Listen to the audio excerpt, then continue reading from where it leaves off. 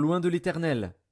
Et comme aujourd'hui ta vie a été d'un grand prix à mes yeux, ainsi ma vie sera d'un grand prix aux yeux de l'Éternel, et il me délivrera de toute angoisse. Saül dit à David, Sois béni, mon fils David, tu réussiras dans tes entreprises. David continua son chemin, et Saül retourna chez lui. 1 Samuel, chapitre 27. David dit en lui-même, Je périrai un jour par la main de Saül. Il n'y a rien de mieux pour moi que de me réfugier au pays des Philistins, afin que Saül renonce à me chercher encore dans tout le territoire d'Israël. Ainsi j'échapperai à sa main.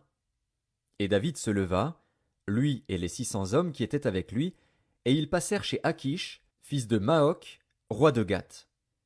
David et ses gens restèrent à Gath auprès d'Achish. Ils avaient chacun leur famille, et David avait ses 2 femmes, Akinoam de Gisréel et Abigaïl de Carmel, femme de Nabal. Saül, informé que David s'était enfui à Gath, cessa de le chercher. David dit à Achish, Si j'ai trouvé grâce à tes yeux, qu'on me donne dans l'une des villes du pays un lieu où je puisse demeurer. Car pourquoi ton serviteur habiterait-il avec toi dans la ville royale? Et ce même jour, Achish lui donna Tsiklag. C'est pourquoi Tsiklag a appartenu au roi de Juda jusqu'à ce jour. Le temps que David demeura dans le pays des Philistins fut d'1 an et 4 mois.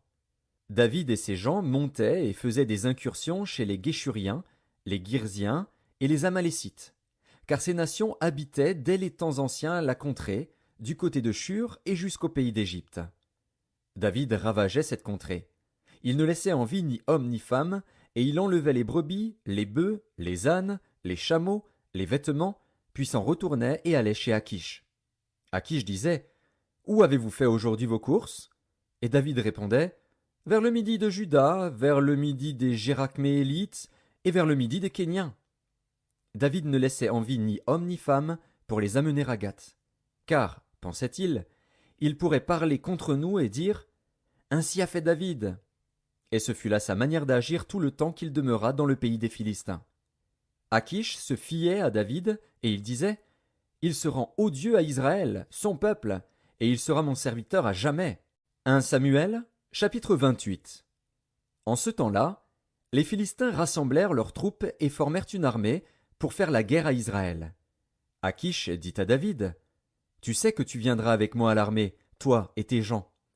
David répondit à Achish, Tu verras bien ce que ton serviteur fera. Et Achish dit à David, Aussi je te donnerai pour toujours la garde de ma personne. Samuel était mort, tout Israël l'avait pleuré, et on l'avait enterré à Rama, dans sa ville. Saül avait ôté du pays ceux qui évoquaient les morts et ceux qui prédisaient l'avenir. Les Philistins se rassemblèrent et vinrent camper à Sunem. Saül rassembla tout Israël, et ils campèrent à Gilboa. À la vue du camp des Philistins, Saül fut saisi de crainte,